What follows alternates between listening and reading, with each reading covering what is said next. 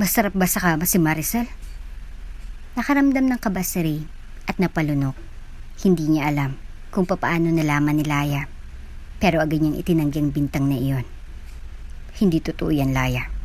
Hindi ko magagawa sa iyo yan. Napangisi si Laya. Sa araw-araw nakaharap ko kayong dalawa. Ganun na palang ginagawa ninyo. Nagagawa niya akong tingnan ng mata sa mata. Paano? Bakit, Ray? Bakit mo nagawa yon? Sambit ni Laya at nagsimula ng maluha. Paliwala lang ba sa iyong kasal natin? Ang 12 taon na magkasama tayo? May sinumpaan tayo sa harap ng Diyos, Ray. Nangako tayo sa isa't isa. Bago ka pa lang sa channel neto, ibang kwento ni Ate Jane, istorya mo, ikwento ko. Huwag kalimutang pindutin ang notification bell at subscribe po. Mataas pang sikat ng araw dahil sa katanghalian. Abala sa pagtutupi ng madamit si Laya. Nakapaglinis na rin siya ng bahay at nakapagluto ng merienda. Maya-maya lang kasi ay susunduin niya na ang 2 anak niya sa paaralan ng mga ito. Natutuwa pa si Laya dahil habang nagtutupi ay nanonood rin siya ng TV at palabas nga ng paborito niyang noontime show. Kahit abala sa gawaing bahay, ay ito ang time ni Laya kahit papaano na makapagpahinga at marelax ang sarili. Maya-maya lamang ay meron siyang narinig na sumisigaw mula sa kanyang gate. Laya! Mare! Hiyaw ni Maricel mula sa labas. Pansamantalang itinigil ni Laya ang pagtutupi ng damit at nagtungo sa labas upang tingnan kung sinong naroon. Oh, Maricel, naku! Napakainit! Lumabas ka pa! Sambit nito habang binubuksan ng gate. Halika, pasok. Anyaya ni Laya sa kaibigan. Ay, sinadya ko talagang magpunta agad rito. Tinabihan na kasi kita ng mga chocolate at ibang mga pasalubong. Alam mo naman, si Jerome. Baka mamaya ibigay na naman kung kani-kanino. Mabuti nang mapunta sa'yo. Kwento ni Maricel habang iniabot ang dalang pasalubong kay Laya. May dala siyang isang malaking kahon ng chocolates at supot ng pabango, sabon at towel na galing sa kanyang mister na si Jerome. Nakakauwi lang mula sa Saudi. Salamat naman. Pero nag-abala ka pa. Okay lang naman kung ibigay ni Jerome sa pamilya niya. Pamilya niya naman iyon. Teka, maglalabas lang ako ng kasava para makakain tayo. Napasandal naman si Maricel sa kinauupuan habang abala si Laya sa paghahain ng paborito nilang kasava. Alam ko namang pamilya iyon. Pero hirap na rin kami sa buhay. Hindi lang naman pamilya namin ang binubuhay ni Jerome. Nagpapadala pa rin siya ng pera sa pamilya niya sa probinsya. Wika ni Maricel, baka sa mukhang pagkainis. Kakainis lang kasi, alam mo iyon. Ikakain na lang namin pero may kahati pa rin kami sa lahat ng kinikita ni Jerome. Kaya namang magtrabaho ng mga tao roon. Pero umaasa pa rin sila kay Jerome. Anak ng anak tapos kay Jerome aasa. Paano naman kami? Hindi ba?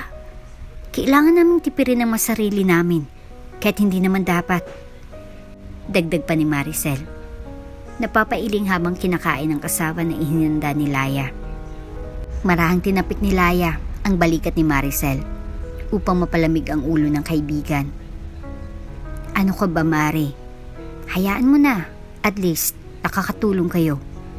Babalik din naman lahat ng yan. Saka, huwag mo kalimutan. Tayo ngang dalawa. Lumaking walang pamilya. O at least, okay na rin kahit papaano. Di ba't nakaranas kang magkapamilya kay Jerome?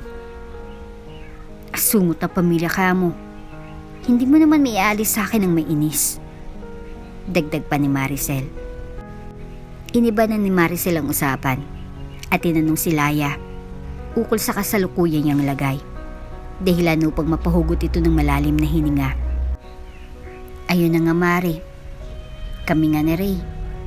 Hindi na alam kung paano itatawid ang araw-araw. Nagsasara ng pinapasukan niyang kumpanya at siguradong matatanggal siya sa trabaho. Hindi na naman namin alam paano ang gagawin. Malungkot na sabi ni Laya. Mabuti na nga lang at magbabakasyon na Kaya hindi muna namin kailangang intindi ng baon ng mga bata.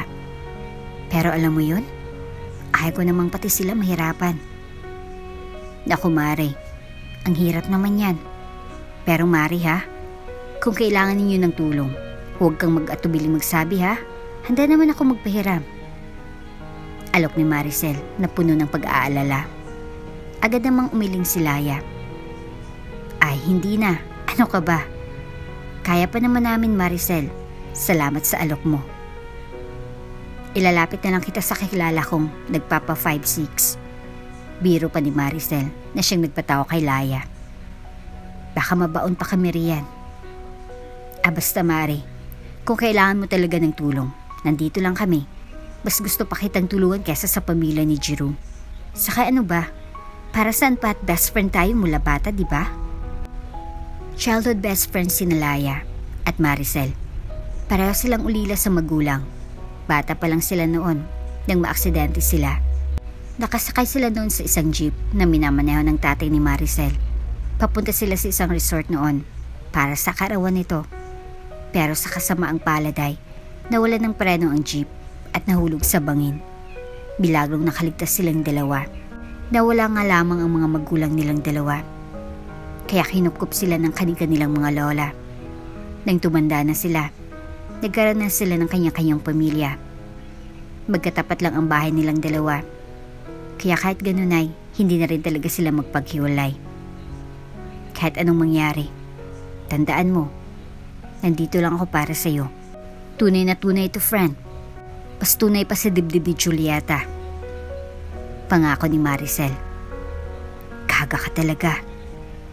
Natatawang wika ni Laya dahil sa naging pahagi ni Maricel sa isa nilang kapitbahay. Habang nag-uusap sila, nagbalik tanaw si Laya sa mga panahon ng kanilang kabataan. Naalala mo pa ba noong nagtitinda tayo ng tuyo at daing sa palengke para lang may pambaon? Ang hirap pero ang saya, lalo na't magkasama tayo. Ani Laya habang tumatawa. Talaga, inuutusan tayo ng mga lola natin para may allowance tayo kahit papaano. Hay, kahit anong mangyari, hindi ko talaga ipaparanas sa mga anak ko ang dinanas natin. Ang hirap ng buhay ngayon. Sagot pa ni Maricel. Nako, kaya naman siguro ngayon, kailangan natin maging mas matatag. Iba ng laban natin ngayon. Pero kakayanin naman siguro natin to. Seryosong wika ni Laya. Hindi tayo pababayaan ng Diyos. Dagdag pa niya na puno ng pag-asa. Nagpatuloy ang kanilang masayang kwentuhan hanggang sa magpaalam na si Maricel dahil hapon na rin at kinakailangan na nilang sunduin ang kanilang mga anak mula sa paaralan. Kinagabihan, nung makatulog ng mga anak ni Laya at Ray na sina Matthew, ang panganay nilang 10 taong gulang at ang bunsong anak na si Matthew na 5 taon, ay nag-uusap ng masinsinan sina Ray at Laya sa kanilang kwarto habang naghanda sa pagtulog. Tahimik ang paligid. Tanging ang malamlam na ilaw mula sa lampshade ang nagbibigay ng liwanag sa kanilang kwarto. Habang pinupunasan ni Ray ng tuwalya ang kanyang basang buhok. At habang nagpapagpag naman ng unan si Laya, ay tinitignan niyang asawa at baka sa kanyang mukhang pag-alala. Kumusta ang trabaho, mahal? Tanong ni Laya habang inaayos ang maunan at kumot sa kanilang kama. Malalim ang buntong hininga na binitaw ni Ray bago sumagot. Natanggal nga ako, mahal. Malungkot niyang wika. Wala na akong trabaho ngayon. Wala eh. Talagang lahat naman kami natanggal. Bankruptcy raw ang dahilan. Mabuti na nga lang at may separation pay pa rin akong nakuha. Pwede pa rin natin magamit iyon sa isang buwan. Pero huwag kang mag-alala. Maghanap agad ako ng trabaho sa mga job fair. Bukas na bukas din. Magpahinga ka na muna, mahal. Masyado mo namang sinistress at pinapagod ang sarili mo. Baka naman ikaw magkasakit niyan. Puno ng pag-aalalang sambit ni Laya. Malungkot namang napahawak si Ray sa kamay ng kanyang asawa. Humihinga ako ng pasensya, mahal. Alam ko, mangako ko noon na bibigyan kita ng magandang buhay. Kayo ng mga bata. Pero hindi ko natupad lahat ng iyon na hindi na nga kita nabigyan ng malaki at magarang bahay. Paski nga ang ingranding kasal. Hindi ko na ibigay. Saad ni Ray. Pilit nang umingiti ngunit bakas ang bigat sa kanyang dibdib. Mahal naman. Tugon ni Laya habang hinahaplos ang pisngi ng asawa. Ibinigay mo sa akin ang lahat. Ibinigay mo sa akin sina Matthew at Angelo. Tsaka ipinaranas mo sa akin ang tunay at tapat ng pagmamahal. Hindi mo kailangan mag-sorry dahil masaya ako. At ikaw ang naging asawa ko. At ang mahalaga naman ay buo tayong bilang pamilya. Makakayanan natin ang lahat. Kahit na ano pa man yan, basta magkasama tayo. Wika niya ng may tiwalang bakas sa boses. Habang sinasabi iyon, ay isa-isang bumalik sa alaala ni Laya ang kanilang high school days. High school sweethearts kung maituturing sina Laya at Ray. Kaklase na kasi ni Laya si Ray at ang best friend nitong si Dave. Crush na crush ni Ray si Laya noon, kaya naman talagang niligaw niya ito. Tuwing recess, lagi niyang nililibre si Laya ng paborito nitong mga merienda.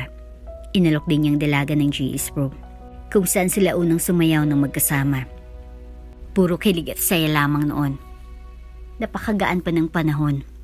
Hindi nila makakalimutan ang mga pagkakataong sabay silang kumakain sa school canteen. Nagkakasalubong sa hallway at magkasama sa mga group projects. Naalala mo ba noong high school tayo, mahal? Tanong ni Laya. Pilit na pinapagaan ang mabigat na hangin. Oo naman. Paano ko makakalimutan ang panahong iyon? Sagot ni Ray habang nakangiti. Lagi kitang sinusuyo at nililibre kapag recess. At inalok pa kitang maging take sa GS Prom. Kilig na kilig ako noon eh. Lakas ng tama ko sa'yo. Nagtawanan ng mag-asawa habang binabalikan ang kanilang mga alaala. Naalala rin ni Ray ang kanyang best friend na si Dave na lagi siyang kinakantsawan tungkol kay Laya. Oy, Ray, parang si Laya oh. Madalas na biro ni Dave habang tinutulak si Ray papalapit sa dalaga. Ngunit nung gumraduate sila ng high school, ay nag-migrate si Dave sa USA at nawala na rin sila ng contact buhat noon. Pagdating din ng kanilang high school graduation, ay sinagot din sa wakas ni Laya sa Ray. Doon nagsimula ang kanilang love story. Ikinasal at hindi kalaunan ay nabiyayaan ng dalawang supling. Masaya silang magkasama sa bawat yugto ng kanilang buhay. Puno ng pagmamahal at pangarap para sa isa't isa. Ang saya ng mga panahong iyon, mahal. Tapos sinagot pa kita nung graduation. Akalain mo nga naman, iyong pilyo at makulit na binata na kaklase natin. Magiging boyfriend ko pa. Asawa ko na rin ngayon. Sabi ni Laya habang nakangiti. Hawak ang kamay ni Ray. Oo nga, mahal. Hindi ko makakalimutan ang araw na iyon. Sobrang saya ko nang sinagot mo ako. Sagot ni Ray habang hinahalikan ng kamay ni Laya.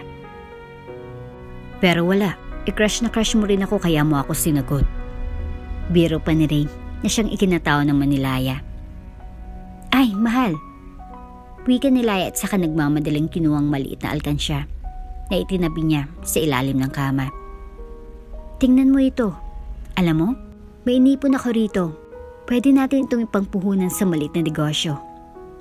Sabi niya habang iniabot ang alkansya kay Ray.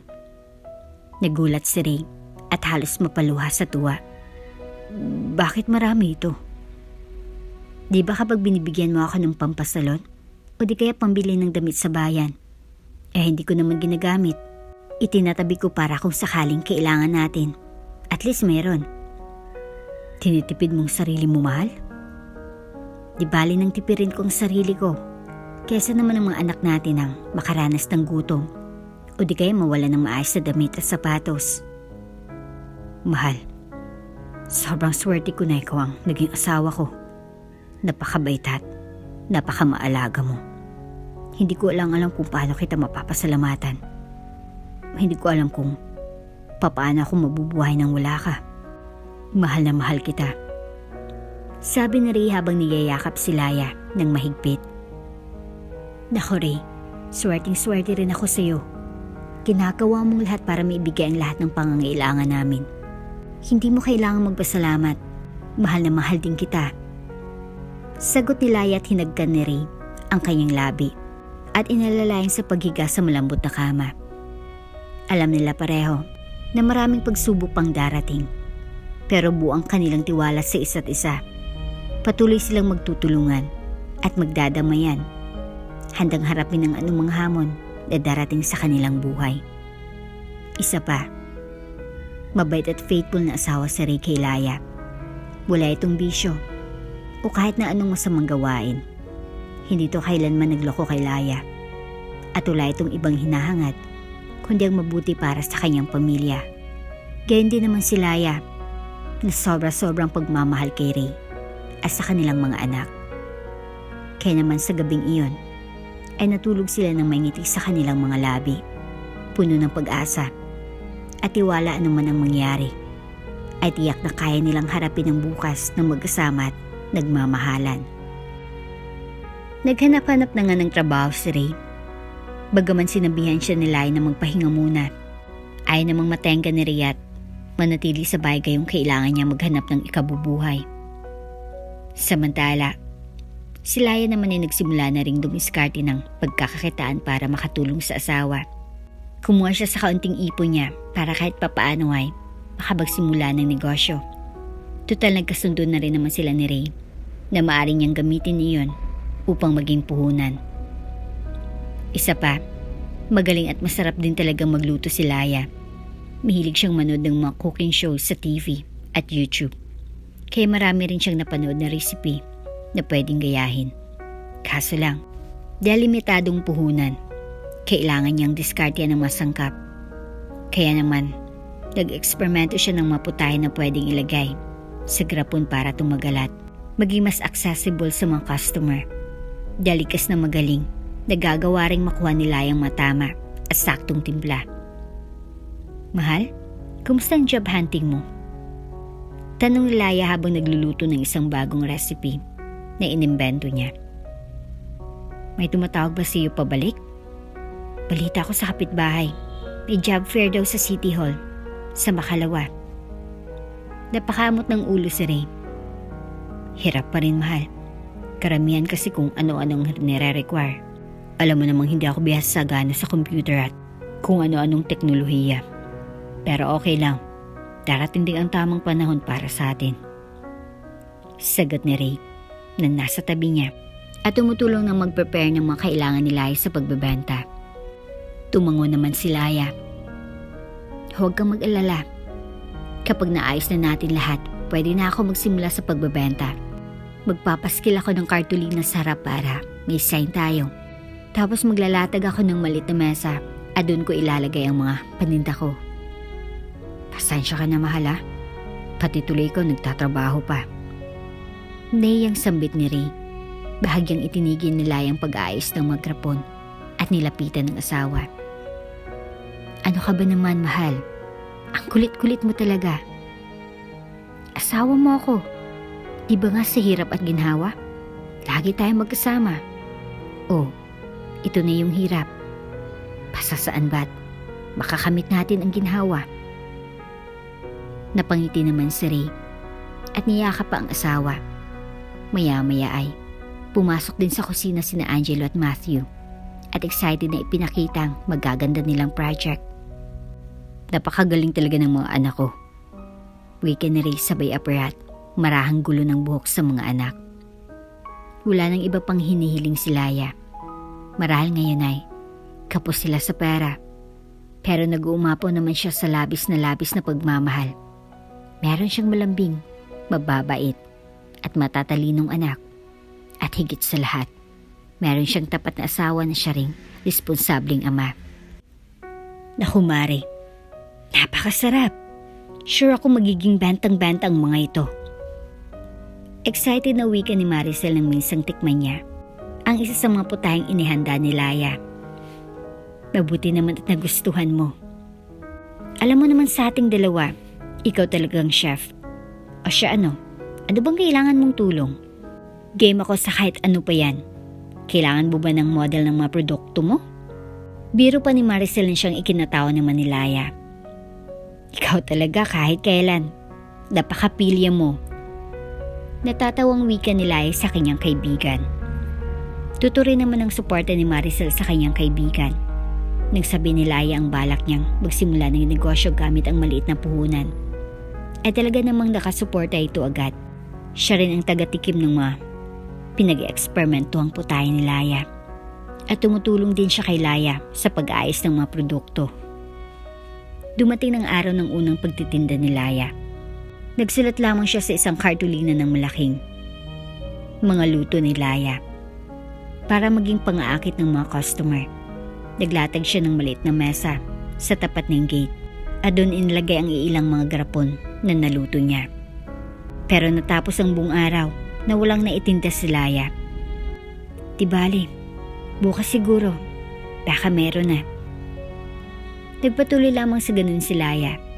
Umabot pa nga sa punto na inuulam na nila ang mga niluto niya kaysa masayang. Lagi namang pinalalakas ni Ray ang loob ng asawa. Huwag kang mag-alala, mahal. Tatawagan na ako pabalik para sa training bukas.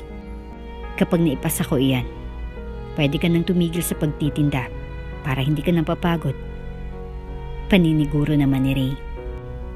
Noong una, ay hindi talaga gaanong kumikita ang negosyo ni Laya dahil hindi pa ito kilala sa paligid. Kung makabenta man ay pa isa-isa lamang. Hindi naman niya pwedeng babaan ng sobra ang presyo dahil talo siya sa puhunan at pagod. Sinisiguro naman niyang mura pa rin ito at maaring mabili. Pero hindi niya alam kung paano pa palalakisin ang negosyo. Tumutulong pa rin si Maricel kay Laya, subalit itinatago lamang nito sa kaibigan ang problemang dinadala. Bagamat handang-handa si Maricel na tumulong, dumating ang mga araw na hindi na muna siya makapagbigay ng oras dahil sa personal at pampamilyang problema. Isang araw ay dumating si Maricel. Oh, Mare, okay na ba si Bunso? Tanong ni Laya. Tinext kasi siya ni Maricel na nagkasakit ang bunso nitong anak, kaya hindi muna ito nakatulong sa kanya. Baliwala naman kasi kung tutuusin kay Laya kung hindi makakatulong ang kaibigan dahil hindi naman ito obligado. Nag-volunteer lang talaga si Maricel kay Laya sa kagustuhan nitong makatulong. Mare, umangat ang tingin ni Laya nang marinig ang pagbasag ng boses ni Maricel. Ha? Ay naku Mare, bakit? Puno ng pag-aalalang tanong ni Laya. Niyakap naman ni Maricel ang kaibigan at lalo lamang bumusang luha. Anong nangyari? Si Jerome. Hiniwalay na ako ni Jerome. Naluluhang paliwanag ni Maricel. Labis namang nagulat si Laya dahil sa sinabing iyon ng kaibigan. Hindi naman niya sukat akalain na hahantong sa hiwalayan ng kanyang kumare at kumpare.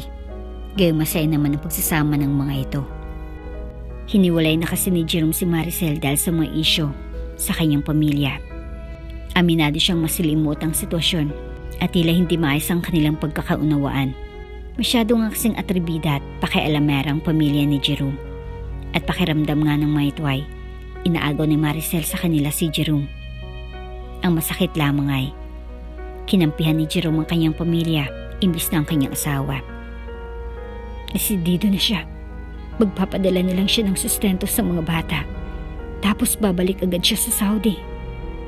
Ayaw na niya. Naiiyak pang patuloy ni Maricel. Naku, iyon na lamang ang nauwikan ni Laya dahil sa masakit na pinagdaraanan ng kanyang pinakamatalik na kaibigan. Yakap at pagpapatahan lamang maaring niyang maibigay kay Maricel dahil wala namang salita ang makapagbibigay ng comfort dito gayong iniwan na lamang siya ng asawa. Dahil dito, naging mahirap para kay Maricel na makapag-focus sa mga bagay-bagay. Mas lalo namang lalala ang sitwasyon kung mawala na siya ng oras pati sa mga anak. Sa pangambang kunin sila ni Jerome sa kanya, kaya kailangang bitawan ni Maricel ang ibang mga ginagawa at kasama na ron ang negosyo ni Laya. Naintindihan naman ito ni Laya na alam na halaga ng privacy at space sa mga personal na buhay. Higit na mahirap ang pinagdaraanan ni Maricel, kaya kailangan nitong salain ang kanyang mga responsibilidad. Mahirap talaga minsan ang pamilya, Maricel. Pero alam mo naman na nandito lang ako palagi para sa'yo. Sabi ni Laya bilang pagbibigay suporta sa kaibigan. Natanggap na rin si Ray sa trabaho at dahil sa baguhan, kailangan itong patunayan ang sarili sa kumpanya. Dahilan upang madalas itong mapa-overtime at magdagal sa pagtatrabaho. Dahil doon, ay naging mag-isa nilang si Laya sa lahat. Sa pagluluto, pag-aayos ng mga produkto, pati na rin sa pag-aasikaso ng mga order at paglalako. Gayunpaman, hindi ito naging hadlang sa kanya. Sa halip, ay mas lalo lamang siyang naging matatag sa pagharap sa mga hamon ng buhay, lalo na't may mga anak siyang umaasa sa kanya. Hanggang sa dumarami ng mga kaunti ang mga nabibenta ni Laya. Napag-uusapan na kasi ng mga magkakapitbahay kung gaano kasarap ang kanyang mga niluluto. Nakabibenta na siya ng mga 10 hanggang 20 garapon sa isang araw. E binibenta rin ni Laya ang kanyang mga produkto sa mga guro ng kanyang mga anak sa paaralan. Minsan, ipinapabaon din niya ang mga ito kina Matthew at Angelo na siyang pinamimigay ng mga bata sa kanilang mga kaklase. Napansin ng mga magulang ng bata ang masarap at kalidad ng mga handa. Kaya't buhat na unay, biglang dumami ang mga order ni Laya. Isang araw, ay may nagsuggest din kay Laya na mag-live sa Facebook o TikTok para mas mapalawak pa ang kanyang market. Ay, sigurado ako na makabebenta ka ng marami roon. Marami akong napanood na nagla-live sa mga ganong plataforma at mas nakabebenta sila. Mas nakakaingganyo naman kasing bumili kapag nakikita mo mga nagtitinda talaga. Tsaka mas malawak ang reach sa ganun. Ganun ba? Hindi ako sigurado kung paano gawin ang ganun. Hindi ba dapat magandang cellphone ang gamit doon? Nag-aalala namang sagot ni Laya. Hindi kasi siya sigurado kung dapat na siyang sumugal sa mga ganong klaseng estratehiya. Ngayong kakasimula lang niyang makabenta ng marami. Ano ka ba? Madali lang ang ganon. Kahit anong cellphone basta may camera at internet. O tapos ipadala mo lang sa kanila ang mga produkto. Mabilis lang. Napaisip si Laya. Pansin naman niyang iba na ngang panahon ngayon at marami nang nagagawa gamit ang mga makabagong teknolohiya. Kaya naman nang makauwi siya ay agad niyang inaral ang sistema ng pagpa-Facebook Live at pati na rin ang kung paano ang shipment ng mga order kung sakaling may bumili sa kanya na hindi malapit doon. Hindi pa gamay nila yung mga gawain pero sinikap niyang aralin ang mga iyon hanggang sa masanay siya. Naging routine nila yung tuwing umaga hanggang hapon ay maglalako siya sa tapat ng bahay at mag-iikot din sa kanilang barangay o di kaya tapat ng paaralan at palengke. Pagdating naman ng gabi ay magpa-Facebook Live siya kahit pa ilan lamang ang viewers at wala namang bumibili. Kung tutuusin, hindi ito madali para kay Laya. Nasanay lamang sa simpleng pamumuhay at hindi naman talaga sanay magtrabaho. Pero dahil sa suporta ni Ray at ng kanilang 2 anak, naging posible ang mga bagay na dati inaakala niyang malayo sa kanyang kakayahan. Dumating sa punto na dumami ng viewers ng live ni Laya dahil makwento at pilya rin siya roon hanggang sa dumami na rin ang bumibili sa kanya. Hindi akalain ni Laya na magiging marami ang kanyang benta. Hindi niya na kailangan maglako dahil hindi hamak na mas marami siyang benta online. Alam mo ba, mahal? Hindi ko rin akalain na magiging ganito ka-successful ang ating munting negosyo. Sabi ni Ray habang inaayos ang camera para sa live nila ni Laya. Akalain mo, nakapagbenta tayo ng kahit mga taga-Visayas pa. Binibili nila ang mga luto mo. Natutuwa pang dugtong ni Ray. Oo nga, mahal. Salamat sa walang sawang suporta mo sa akin. Sagot ni Laya na masayang-masaya sa mga pagbabagong nangyari sa kanilang buhay. Nagawa na nga nilang bumili ng mas magandang cellphone para sa live. At may mga napaayos na rin silang party ng kanilang bahay. Kapag uuwi si Ray mula sa trabaho, lagi siyang nandyan para tulungan si Laya sa pagla-live at pag-promote ng kanilang produkto. May mga pagkakataon din na si Ray mismo ang magbebenta sa kanyang trabaho, kung saan madalas na bumibili ang mga katrabaho ng kanyang produkto. Kaya lalo lamang dumarami ang benta ni Laya. Akalaan mo nga namang lalago ang kanilang negosyo kahit papaano. Dahil sa labis na sipag at tiyaga, lumaki ang kita ng kanilang negosyo. Higit pa sa sapat para maitawid ang pang-araw-araw. Kayang-kaya nilang buhayin ang kanilang pamilya sa pamamagitan ng mga kinikita nila sa negosyo.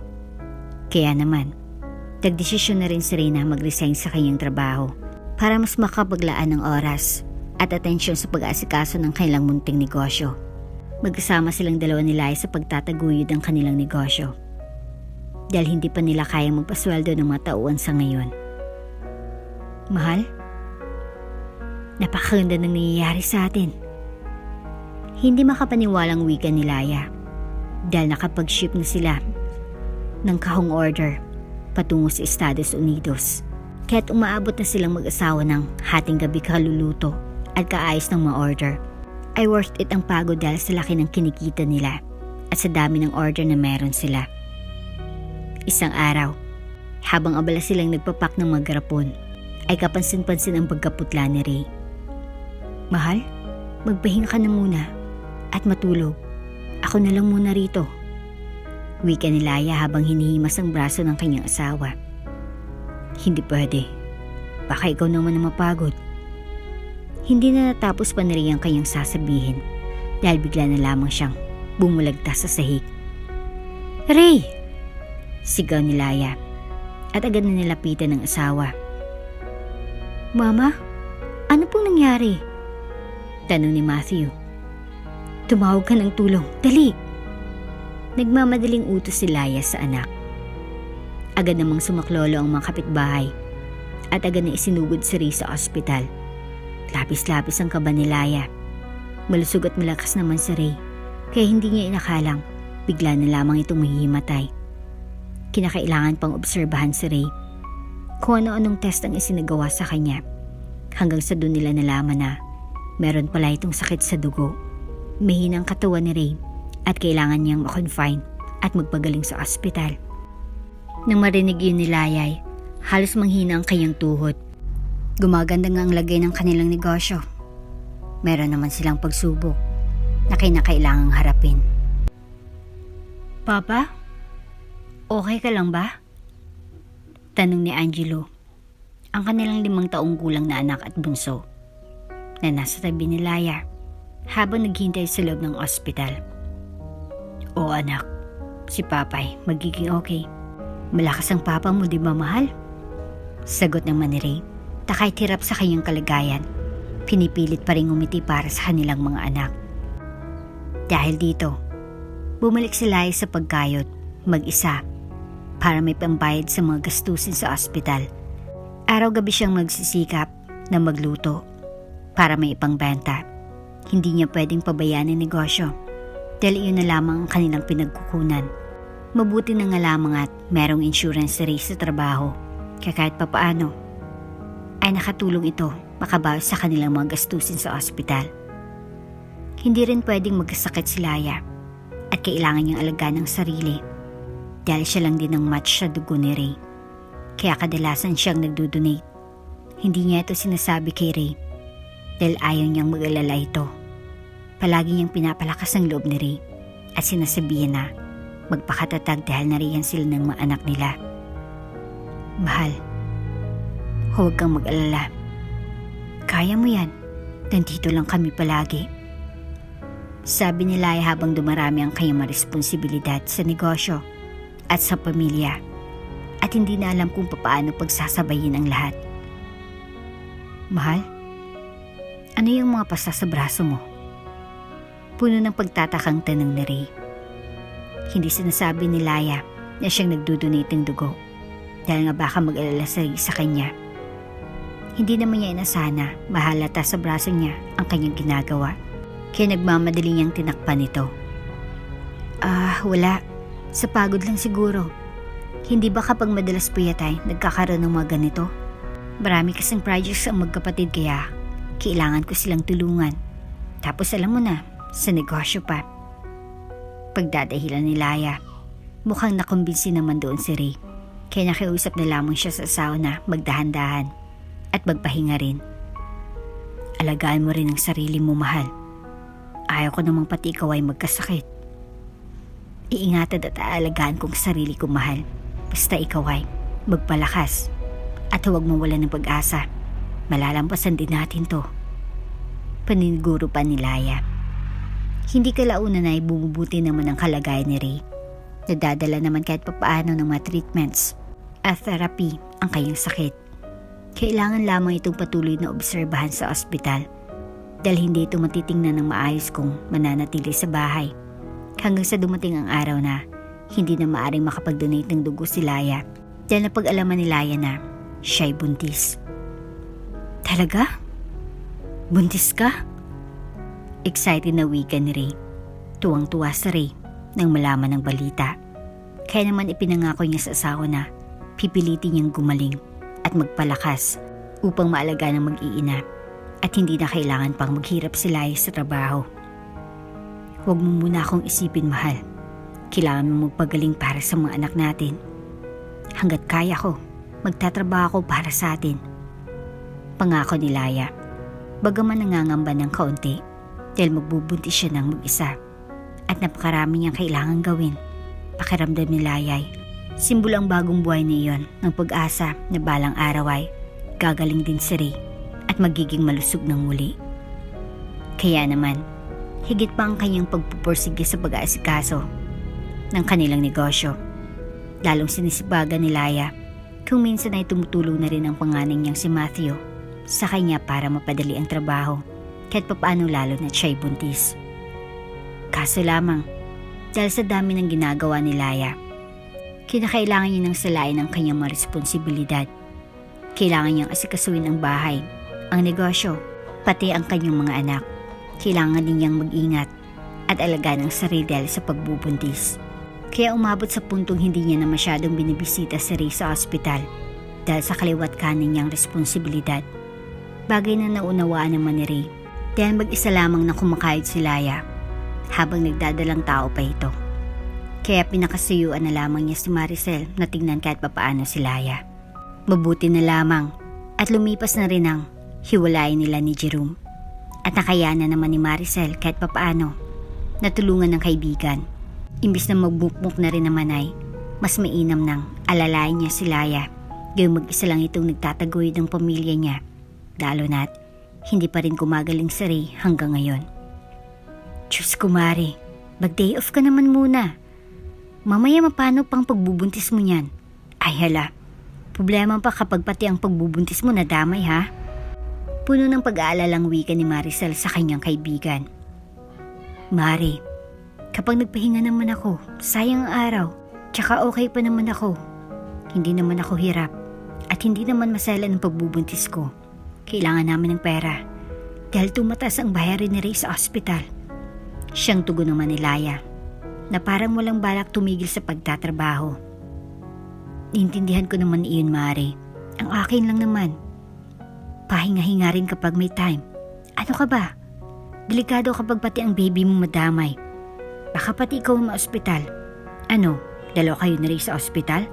Paano naman sina Matthew at Angelo? Apila pa ni Maricel habang nakapamewang. Natawa naman bahagya si Laya dahil animoy nanay niya si Maricel kung makapagbigay ng sermon sa kanya. Nag-iingat naman ako. Sige na, kung libre ka at gusto mong tumulong. Sige, tulungan mo ako at uupo muna ako roon. Ay sige, roon ka muna. Nagmamadaling utos naman ni Maricel at marahan pang itinulak ang kaibigan upang maupo. Kaya naman kahit papaano ay nakapagpahinga ng bahagya si Laya dahil si Maricel nang nagpatuloy ng paglalagay ng mga nalutong ulam sa grapon. Nagpatuloy lamang sa ganun si Laya at Maricel, pero dahil may mga anak ding inaasikaso, hindi rin all out ang pagtulong ni Maricel kay Laya. Ngunit habang tumatagal, mas dumarami ang kinakailangang gawin ni Laya. Kaya mistulabang nawawala na rin siya ng panahon na magtungo sa ospital. Mahal? Okay ka lang ba? Naku, pasensya ka na. Kailangan ko kasing asikasuhin ng mga orders. Alam mo naman, mahirap at wala akong katulong. Hindi naman laging pwede na nandito si Maricel. Nahiyang wika ni Laya nang makausap si Ray sa telepono. Okay lang, mahal. Naintindihan ko naman. Basta mag-ingat ka. At huwag kakalimutang magpahinga ha. Gusto kitang makatabi sa kama natin sa bahay. Hindi rito sa ospital. Biro pa ni Reyna siyang nagpatawa sa asawa. Dahil sa sobrang abala sa pagtatrabaho ay bira nang makabisita at magtagal si Laya kay Ray. Kaya naman dumating din sa puntong kinakailangan niya nang makisuyo kay Maricel upang siya nang magsilbing tagapagdala ng pagkain at damit ni Ray sa ospital. Pasensya ka na, Mari ha. Kailangan ko lang talagang tapusin itong order. Nakakahiya naman kung patagalan pang shipping baka makancel. Magla-live ba ako mamaya? Nahiyang pakiusap ni Laya sa kanyang kaibigan. Ano ka ba? Okay lang. Tsaka para naman mabisita ko na rin si paring Ray sa ospital. Huwag kang mag-alala. Ako nang bahala. Sasampalin ko na rin ang mga nurse na lumalandik sa asawa mo. Biro pa ni Maricel. Nagpasalamat naman si Laya. Miss Tulabang napakaswerte niya sa kanyang kaibigan dahil kahit papaano ay handa itong tumulong sa kanya lalo na't marami siyang pangangailangan at kailangan pagsabay-sabayin. Nagulat naman si Ray nang minsang dumating si Maricel na siyang may dala ng kanyang mga pagkain at damit. Kasama rin ito sina Matthew at Angelo na bumisita sa kanilang ama. Papa! Hiyaw ni Angelo. Nadali-daling yumakap sa kanyang papa. Gayon din si Matthew. Okay ka na po ba, Papa? Tanong pa ng panganay. Nagiging okay naman ako, anak. Huwag kayong mag-alala at lagi naman nagpapalakas si Papa. Hindi naman ako nakakalimot sa pag-inom ng gamot at lagi nila akong inaasikaso rito. Ang mama ninyo. Si Tita Maricel po ang kasama namin. Sambit ni Angelo. At ngumiti naman si Maricel kay Ray at lumapit dito.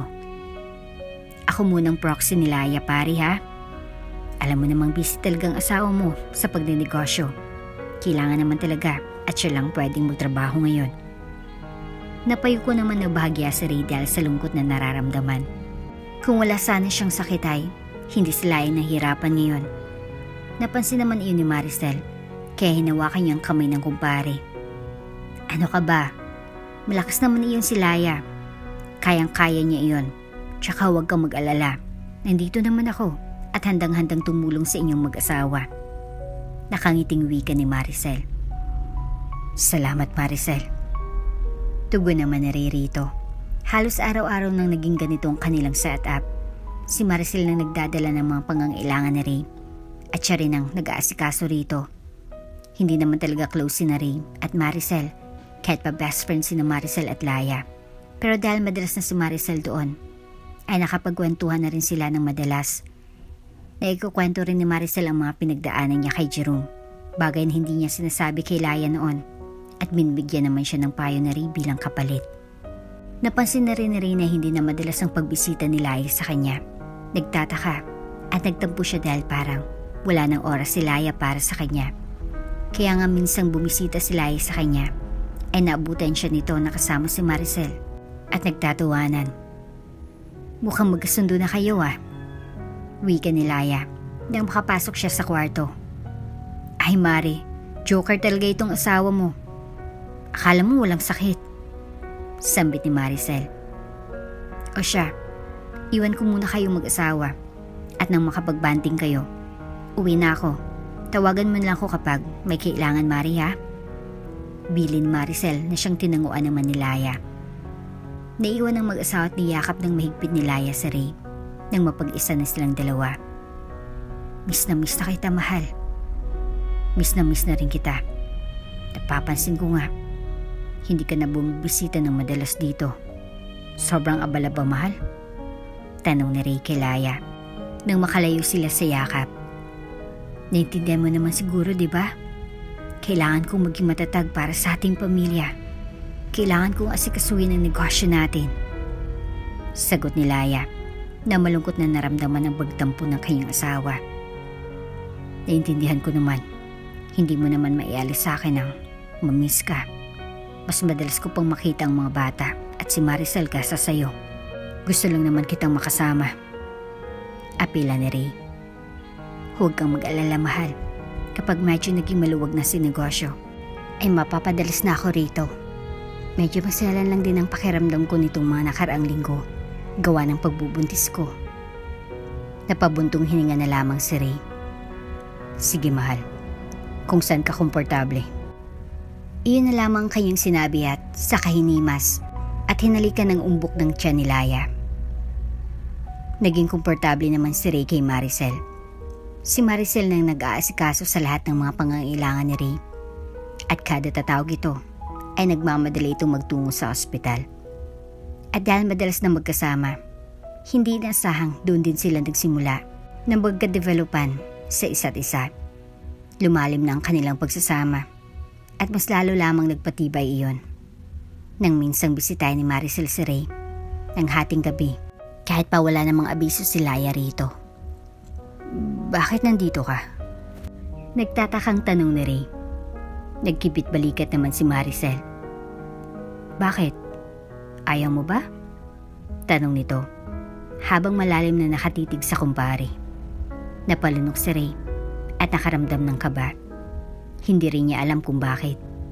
Alam niyang mali, pero parang may nag-uudyok sa kanya na sagutin ang pagkakamaling ito. Nangungulila siya kay Laya at si Maricel ang pumapawi ng kalungkutan at pangungulila niya. Si Maricel ang nariyan sa mga panahong hindi niya nararamdaman ang kanyang asawa. Hinaplos ni Maricel ang pisngi ni Ray at dahan-dahang inilapit ang mukha nito para dampian ng isang halik si Ray. Napapikit naman si Ray at hindi na rin napigilan ang nagiinit na damdamin. Sa kabila ng mga pagsubok sa kanyang kalusugan, unti-unti ring gumaling si Ray. At kasabay ng unti-unting paggaling ni Ray, ay siya namang pagsilang ni Laya sa kanilang bunso na isang bouncing baby girl. At ilang buwan lamang nakalipas mula nang mangyari ito, animoy pumikit lamang si Laya at sobrang lumago ang kanilang negosyo. Sunod-sunod ang biyayang dumating sa kanyang buhay. Gumaling si Ray mula sa sakit nito. Ipinanganak niya ang kanilang bunso at bouncing baby girl na si Riley. At lumawak din lalo ang kanilang negosyo. Akalain mong sa loob lamang ng kaunting buwan ay nakapagpatayo na ng maliit na factory sina Laya at Ray na may higit na 20 tauhan na rin sila.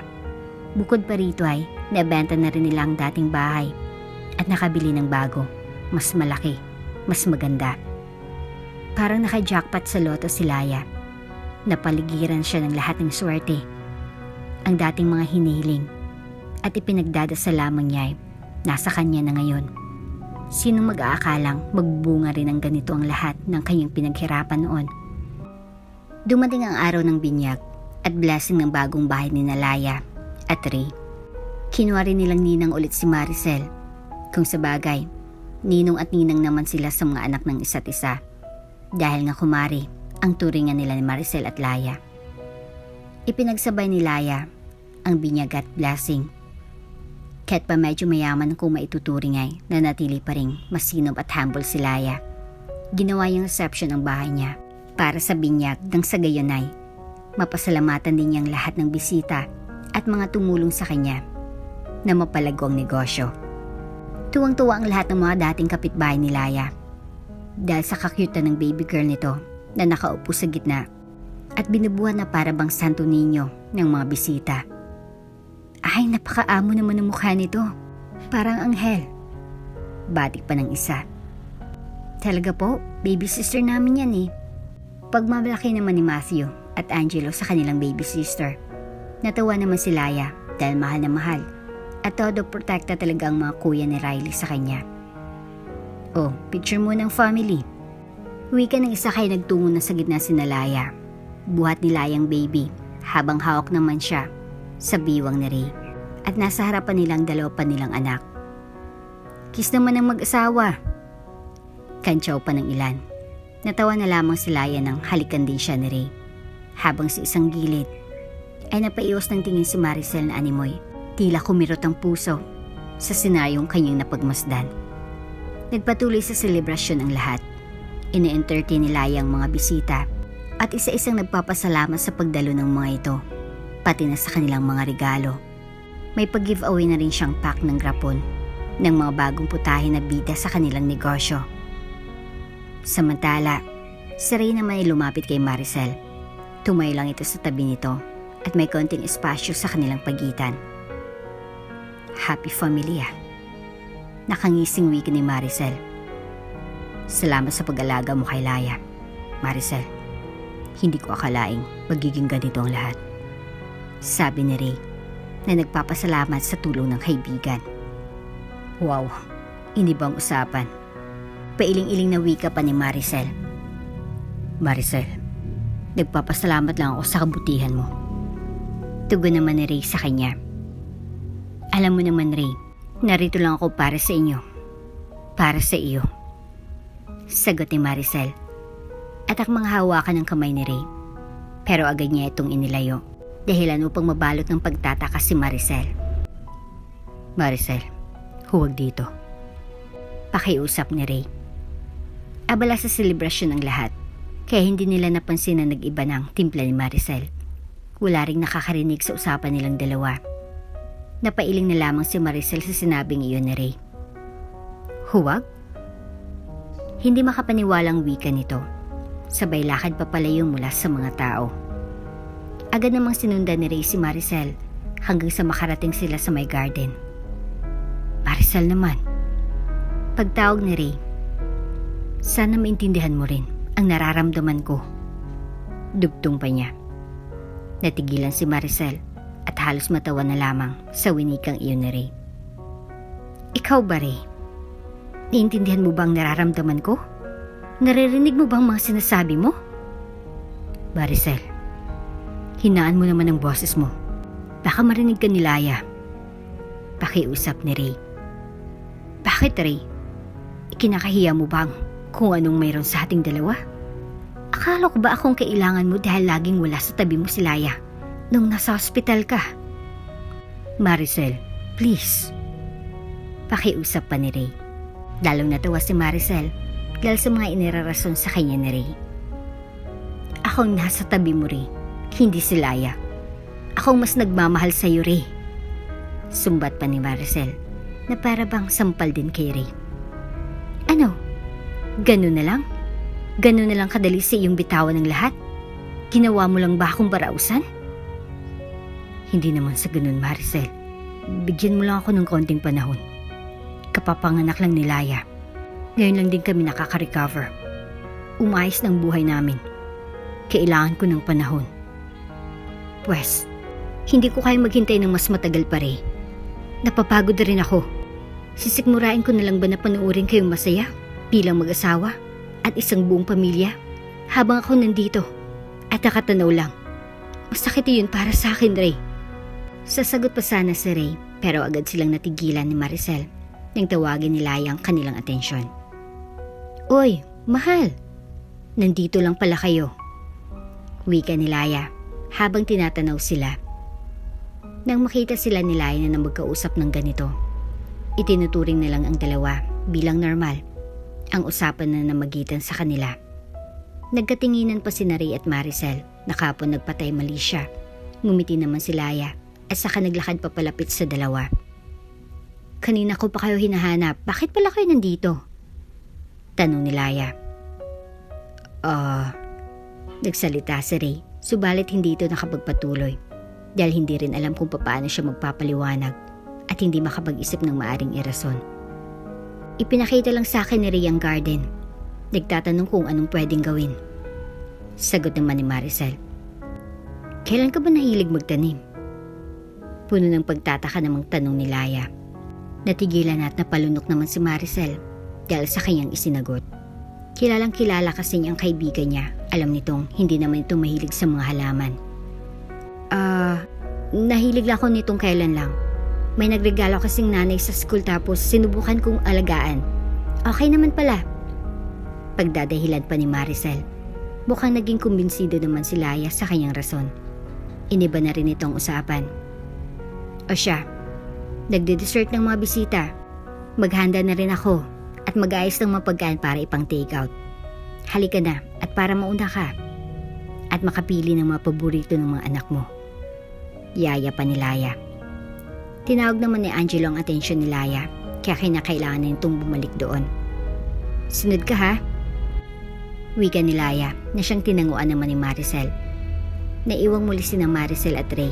Nakapa pinanonood ang pagtalikod at paglalakad papalayo ni Laya.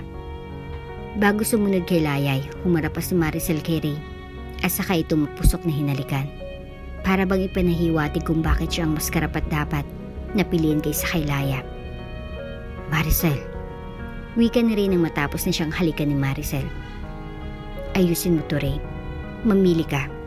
Si Laya o ako? Seryosong wika ni Maricel. Dahilan upang maiwan si Ray na gulong-gulo at hindi maipaliwanag ang nararamdaman. Dahil lumawak ng negosyo ni Laya, umabot din sa puntong nagkakaroon sila ng mga investors. Habang tumatagal ay, mas lalo lamang lumalawak ang kanilang negosyo. At hindi lamang simpleng warehouse ang naigawa nilang maipatayo. Nagawa na rin nilang magkrenta ng isang commercial space at iyon ang nagsilbing luto ni Laya, headquarters.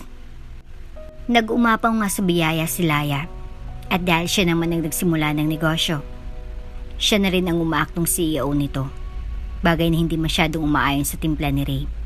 May mga panahon kasi na kailangan makipag-usap ni Laya sa mga investors para makapag-close ng deal sa mga ito. Si Laya ang mas gustong kausapin ng lahat dahil siya ang mas maalam sa lahat na nangyayari sa negosyo. Simulat sa pool naman si Laya rin ang mas may responsibilidad sa negosyo na para bang nagdulot ng insecurities kay Ray. Pakiramdam ni Ray ay namamalit ang kakayahan niya dahil si Laya ang namumuno ng lahat. Habang tinitingnan ni Ray ang mga papeles ng negosyo, hindi niya maiwasang mapaisip ng malalim. Bakit ba lagi na lang si Laya? Wala bang tiwalang mga tao sa akin? Bulong ni Ray sa sarili. Sa tuwing may meeting o presentasyon, laging si Laya ang bida. Sa tuwing may desisyon na kailangang gawin, si Laya ang tinatanong. Mahal? Okay ka lang? Tanong ni Laya nang makapasok siya sa opisina at magsimulang pumirma ng mga papeles na hawak ni Ray. Hindi naman umimik si Ray at nagsabi lamang na titingnan niya ang bagong stocks na i-deliver sa kanilang warehouse. Tumango lamang si Laya pero sa mga panahong iyon ay nakakaramdam na siya ng kakaiba kay Ray. Worry niya ay parang nagbabago ng asawa niya lately. Hindi naman malamig ang pakikitungo sa kanya ni Ray, subalit nagiging ganito ang asta nito. Isinawalang bahala na lamang iyon ni Laya.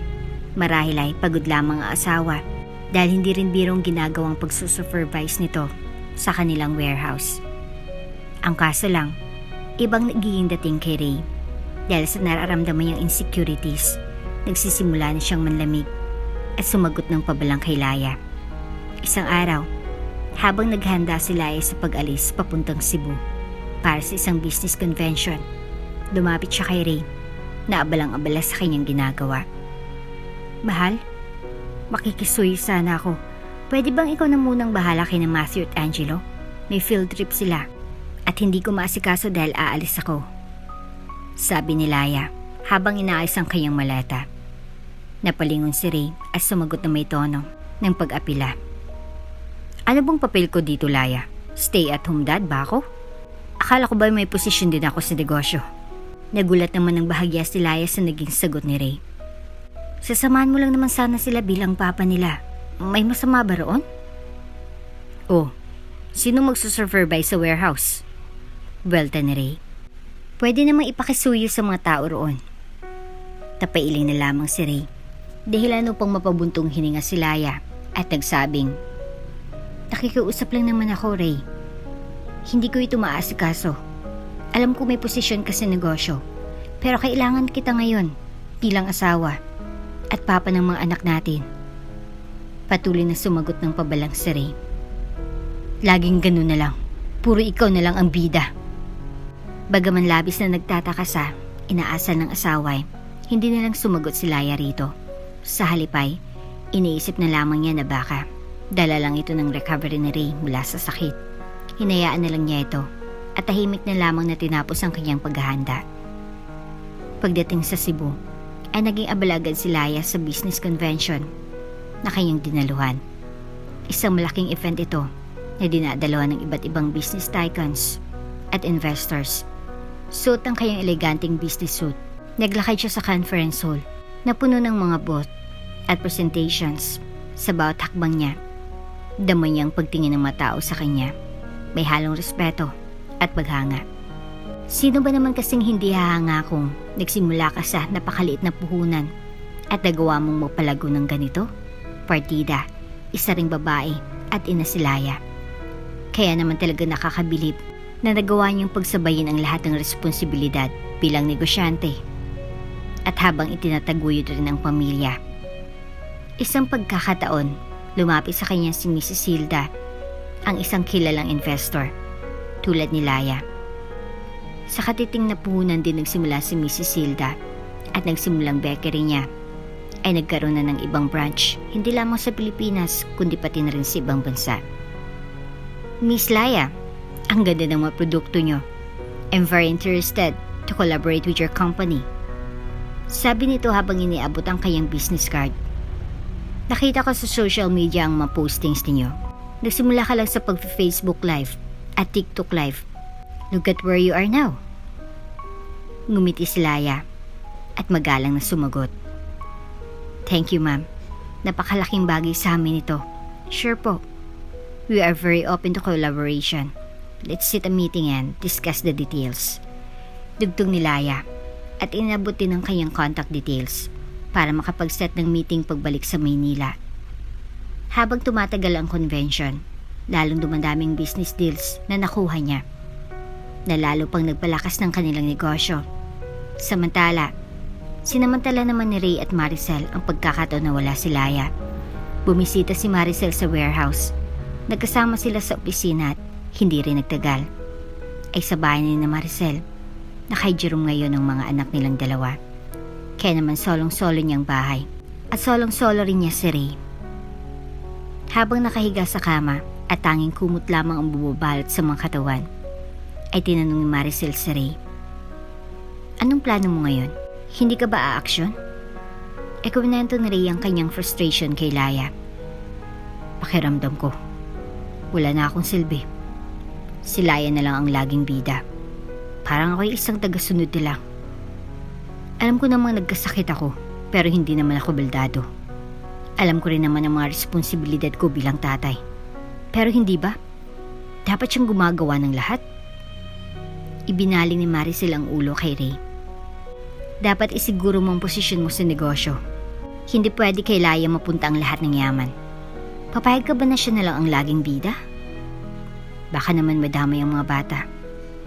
Wika ni Ray, puno ng pag-aalinlangan. "Simple lang," sabi ni Maricel habang hinahaplos ang braso ni Ray. "Kailangan mong ipakita na may kakayahan ka rin. Kausapin mo nga investors, ipakita mong plano mo.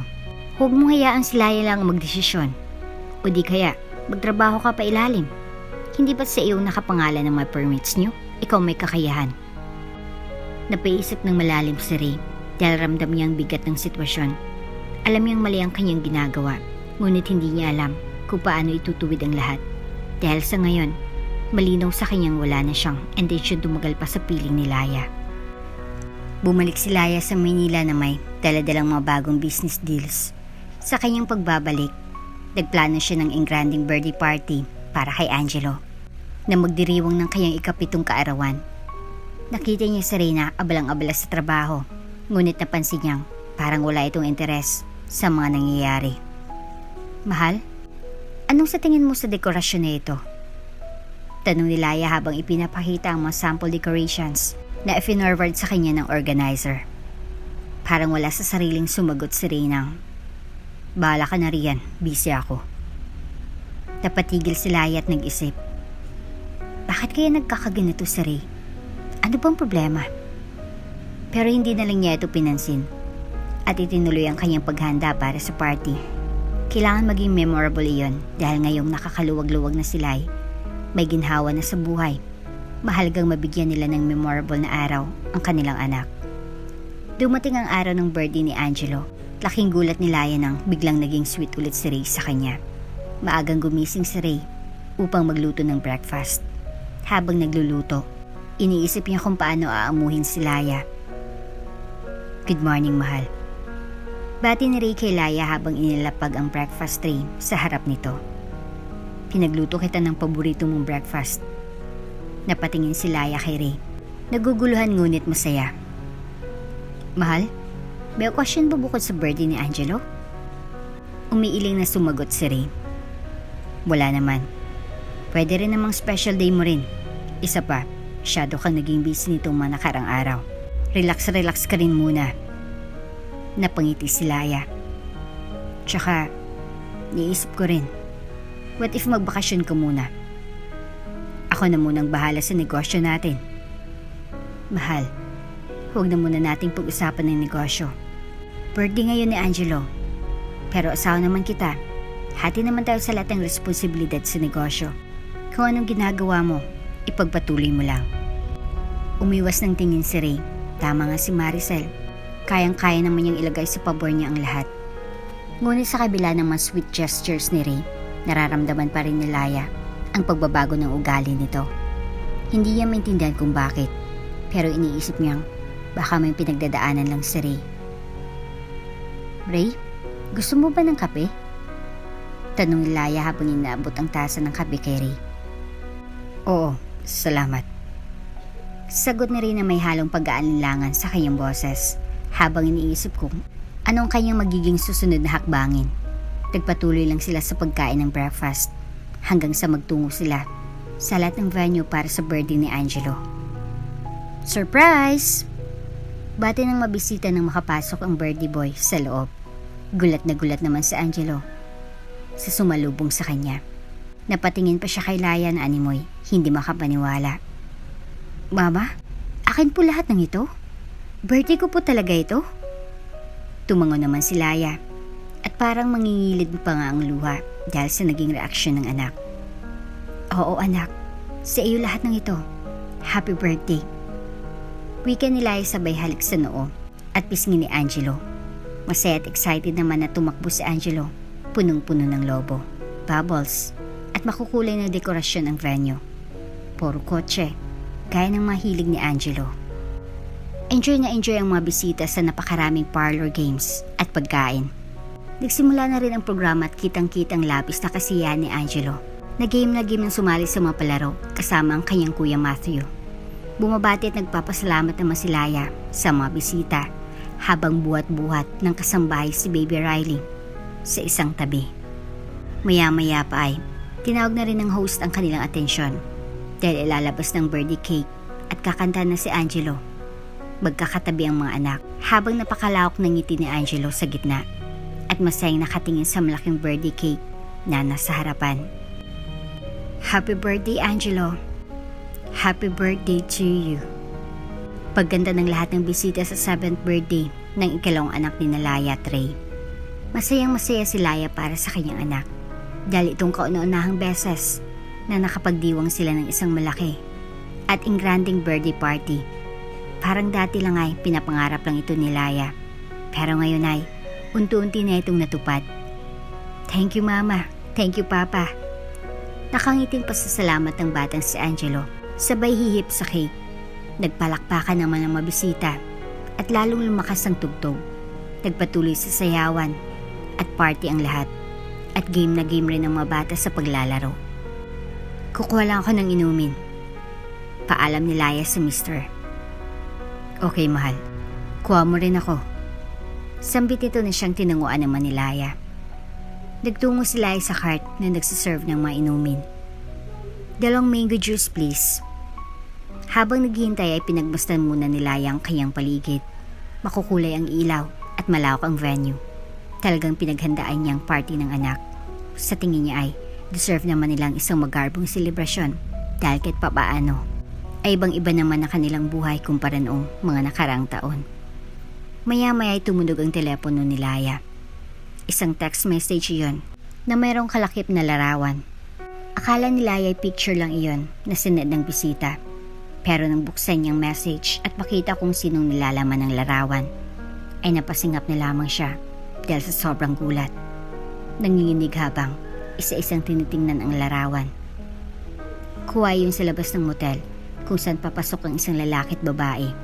Nang makilala niya kung sinong babae at ang lalaking iyon, ay mistula bang nayanig ang kanyang mundo at hindi niya sukat maisip kung papaano nila nagawa ang bagay niyon sa kanya. Humigpit ang hawak ni Laya sa telepono. Para bang mihimatay siya sa kanyang nakita. Ma'am, mango juice po? Napabalik sa ulirat si Laya. Mamaya na lang pala. Wika ni Laya. Napasandal siya sa isang gilid at halos hindi maawat sa panginginig. Umikot ang kanyang mata at dumako ito kay Ray na abala sa paglalaro kasama si na Riley. Nagpalingalingan pa siya at nakita rin si Maricel na nakipagkwentuhan sa ibang mga bisita. Nagmamadaling lumabas ng venue si Laya at nagtungo sa pinakamalapit na CR. Ikinulong niyang sarili sa isang cubicle at doon ibinuhos ang kanyang maluha. Bumalaw ng malakas na iyak si Laya habang parang dinudurog ang kanyang puso. Hindi niya sukat akalain na magagawa siyang pagtaksilan ni Ray at ni Maricel, ng kanyang asawa at ng kanyang pinakamatalik na kaibigan. Kaya pala, parang nanlalamig si Ray nitong mga nakaraang araw. Meron na palang nag-iba sa kanilang pagsasama. Meron na palang nangyayaring kababalaghan at wala siyang kaalam-alam doon. Birthday ngayon ni Angelo. Ayaw naman niya masirang birthday ng anak. Hindi naman niya alam kung paano aahon mula sa kanyang nalaman. Patuloy na nanikip ang dibdib ni Laya. Maya-maya pa ay bumukas ang pinto ng CR, kaya agad siyang umayos at nagpunas ng luha. Mare? Mare, nandyan ka ba? Tanong ni Maricel. Hindi sumagot si Laya. Hindi niya lubos maatim na kung paano nasisikmura ni Ray at Maricel. Ang harapin siya sa araw-araw gayong ganito na palang kanilang ginagawa. Mare? Pagtawag pa ni Maricel. Binuksan nila ang cubicle at ngumiti kay Maricel. Oh, nandyan ka lang pala. Akala ko kung saan ka na nagpunta. Umiling si Laya. Wala naman akong ibang pupuntahan. Birthday ng anak ko, di ba? Sagot niya at naghugas ng kamay. Tumitig si Laya sa salamin. Nagpatuloy sa pagkukwento si Maricel, pero wala siya sa sarili. Sigurado siyang hindi siya gagaw ng eksena rito. Kaya bago pa man umasta si Maricel na parang wala lang, ay sinapihan niya na ito. Oo nga pala, alam mo, bago ako pumunta rito, may napanood ako sa TV. Palabas siya tungkol sa asawa tapos kabit. Natigilan si Maricel nang marinig ang minika ni Laya.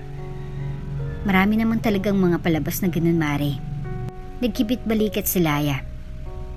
Nangyayari naman talaga sa tunay na buhay. Malala pa nga kasi kaibigan pala ng tunay na asawa yung kabit. Grabe, no? May mga masasama pala talagang tao. Wika pa ni Laya, sabay baling kay Maricel. Hindi ka naman masamang tao, di ba, Maricel? Mistulang nawindang si Maricel sa mga sinasabi ni Laya sa kanya. Ha? Siyempre, oo naman. Ikaw naman, Mare. Ipinagpagpa ni Laya ang kamay at saka tumalikod. Alam ko naman. Simpleng sagot niya bago tuluyang lumabas ng CR. Kinagabi ay agad rin nakatulog ang mga anak ni Laya dahil sa mahaba at nakakapagod na araw. Napakaraming regalong natanggap si Angelo, kaya naman binuksan niya pang lahat ng mga ito bago matulog. Dumiretso si Laya sa kusina para kumuha ng tubig. Akyat na rin sana si Ray, pero napansin niya si Laya na nasa kusina pa dahil bukas ang ilaw rito. Lumapit siya roon at nadatnan si Laya. Hindi ka pa matutulog? Akmang lalapit sana si Ray kay Laya at yayakap pero sumagot si Laya. Hindi ko yata kayang matulog sa tabi ng isang lalaking humiga sa kama ng iba. Natigilan si Ray sa kanyang narinig. Anong ibig mong sabihin? Tanong niya. Tinitigan ng diretsyo ni Laya si Ray at sinabi, masarap ba sa kama si Maricel? Nakaramdam ng kaba si Ray at napalunok. Hindi niya alam kung paano nalaman ni Laya, pero agad niyang itinangging bintang na iyon. Hindi totoo yan, Laya. Hindi ko magagawa sa iyo yan. Napangisi si Laya. Sa araw-araw nakaharap ko kayong dalawa. Ganun na palang ginagawa ninyo. Naggagawa niyo akong tingnan ng mata sa mata. Papaano? Bakit, Ray? Bakit mo nagawa yun? Sambit ni Laya at nagsimula ng maluha. Baliwala lang ba sa iyong kasal natin? Ang 12 taon na magkasama tayo? May sinumpaan tayo sa harap ng Diyos, Ray. Nangako tayo sa isa't isa. Hindi makapagsalita si Ray. Umiwas ng tingin at napayuko. Lalong masasaktan si Laya. Ramdam niyang hinahati na ang kanyang puso. Pilit niyang kinimkim ang lahat, huwag lang masirang kaarawan ni Angelo. Pero hindi niya nakaya. Lahat ginawa ko para sa'yo. Para sa atin. Para sa pamilya natin. Tapos yun ang magiging kapalit? Iyong gagawin mo sa akin? Lahat? Nung mga panahong kailangan kita, wala ka. Si Maricel lang nandyan. Nung gumaling ako sa sakit, parang wala pa rin akong silbi. Dahil lahat na lang ng responsibilidad inaako mo. Laging ikaw ang bida. Ipinamumukha mo sa akin na wala akong kwenta. Apila ni Ray. Dihilan upang matigilan si Laya. Ganun bang tingin mo sa akin? Lahat ng iyong ginagawa ko para sa inyo. Para sa iyo. Para sa mga anak natin. Akala mo ba madali lahat ng yun? Madali? Balik ni Ray. Laya, hindi ko sinasabing madali. Pero nasaan ka nung kailangan kita? Si Maricel ang may panahon para sa akin. Ikaw, lagi kang wala. Ano? Dahil ba akong nag-aasikaso ng negosyo natin? Dahil akong nagbabayad ng ospital? Dahil akong nag-aalaga sa mga anak natin habang nagpapagaling ka? Sagot ni Laya. Ang mga luway tuluyan ng bumagsak.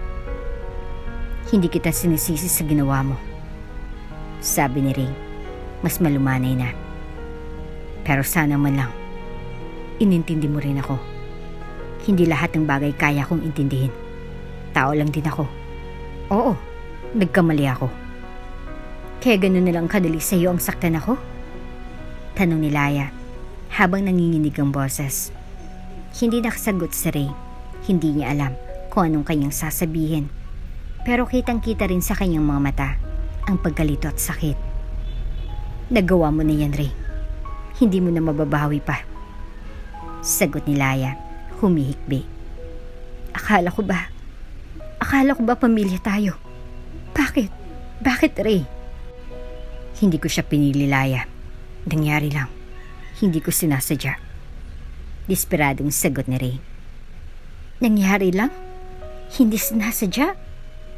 Ulit ni Laya, puno ng galit at hinanakit. Sinira mong kasal natin. Sinira mong tiwala ko.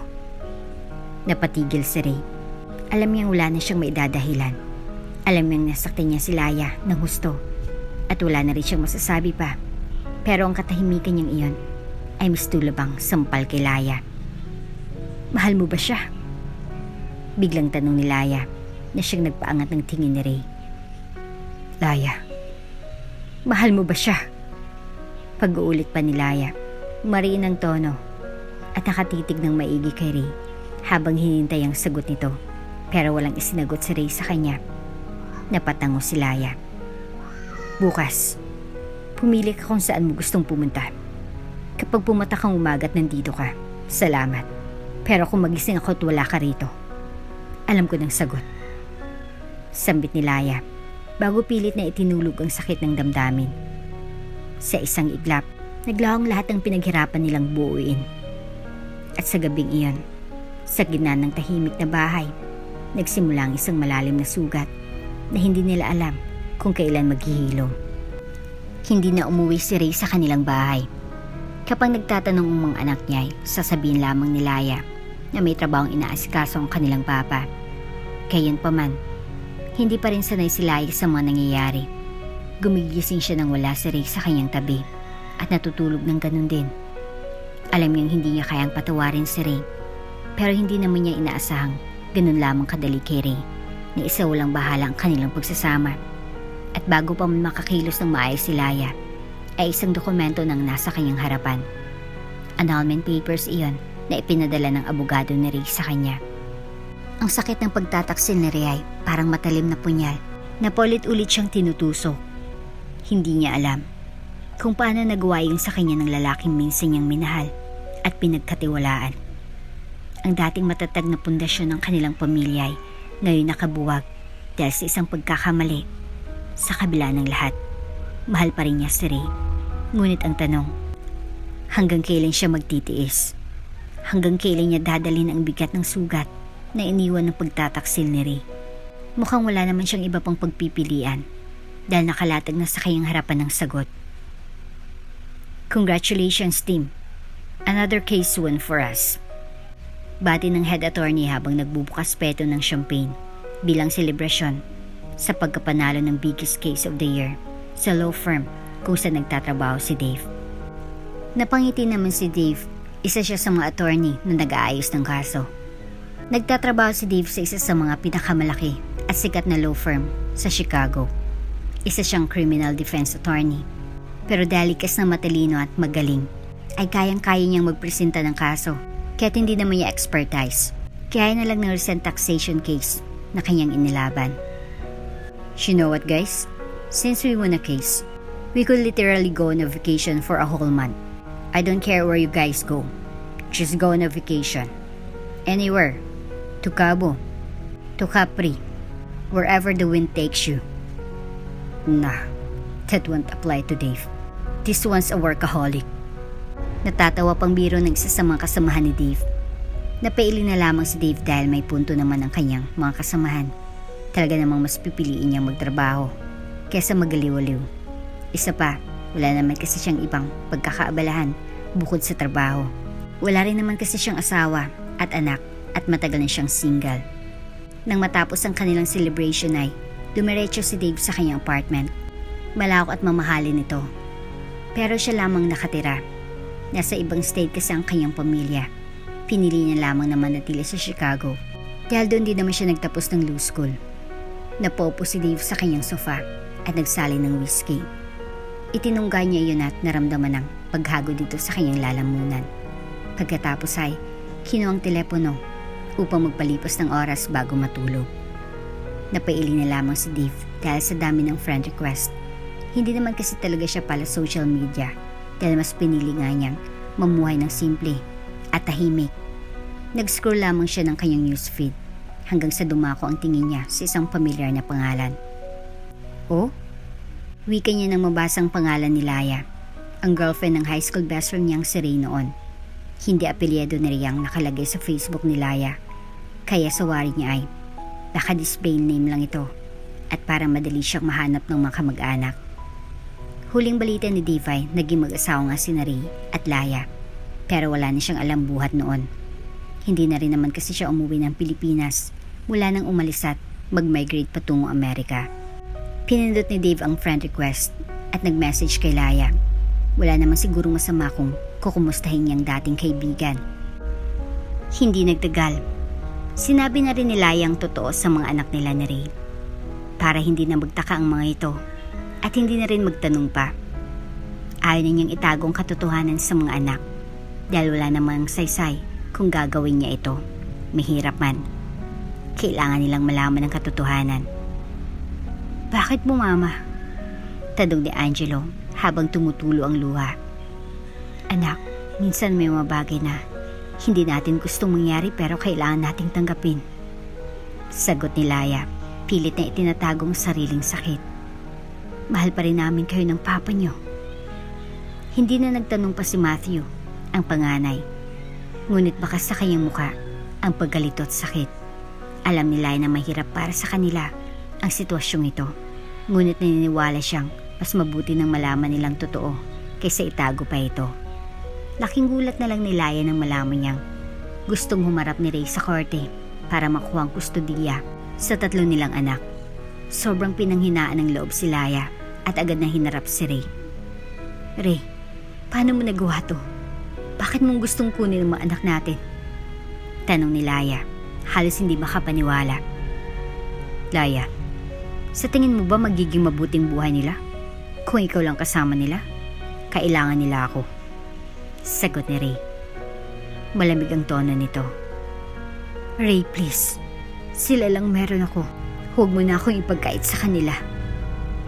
Pakiusap ni Laya. Halos magbakaawa pa sa harap ni Ray, pero malamig pa rin tumugon si Ray. Laya, hindi ito tungkol sa atin. Tungkol ito sa mga bata. Prenting sagot ni Ray kay Laya. Doon din nalaman ni Laya na medyo wala siyang laban dahil si Ray ang may malaking hawak ng shares sa negosyo nila.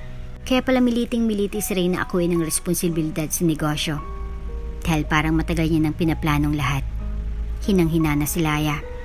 Hindi alam kung anong gagawin. Ayaw niyang mawala sa kanyang mga anak niya. Nawawalan siya ng pag-asa hanggang sa kunin niya ang telepono at nakita niyang may nag-message roon. Gulat na gulat siya kasi chinat siya bigla ni Dave, ang matagal niyang kaibigan. Matagal na palang chat at ngayon niya lang napansin dahil wala namang ibang pinagkakaabalahan. Agad na nag-reply si Laya. Saktong online si Dave at agad ring sumagot. Nagkumustahan silang dalawa sa chat. Tila walang nagbago sa kanilang pagkakaibigan hanggang sa tawagan siya ni Dave sa telepono. Dave, long time no hear ah. Parang napakatagal nilang hindi nagkita dahil high school pa lang sila nung pumunta si Dave sa Amerika. Kumusta ka na, Laya? Anong balita? Tanong ni Dave sa tawag. Nako Dave, maraming nangyari. Hindi ko alam kung paano ko sasabihin, pero napakarami talaga. Sagot ni Laya. Hindi na napigilan ang pagluha.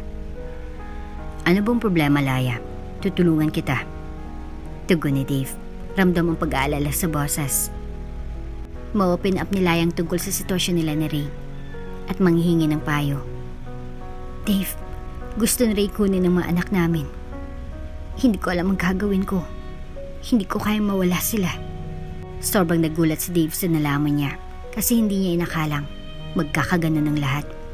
Si Ray na dati niyang best friend, pati si Maricel na kaibigan din ni Laya, ay magagawang magtaksil at sira ng relasyon nilang lahat ng ganon lamang.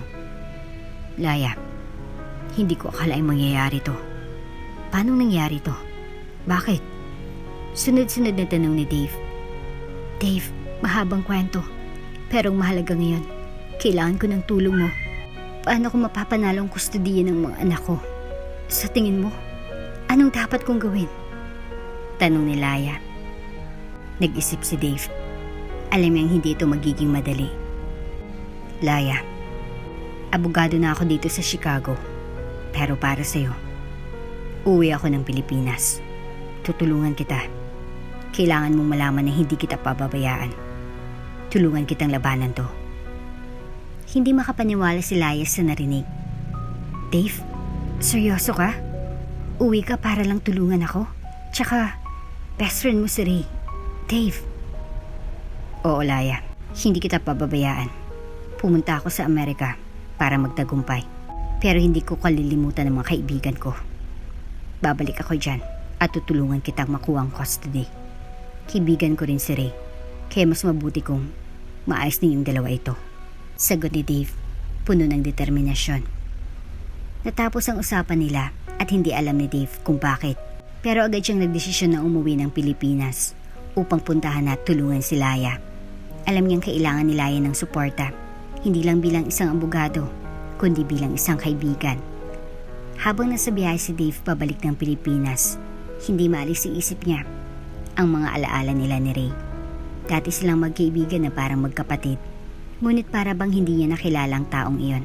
Hindi niya alam kung papaano magagawa ni Ray na isa walang bahala na lamang ang babaeng pinakamamahal simula pa noon.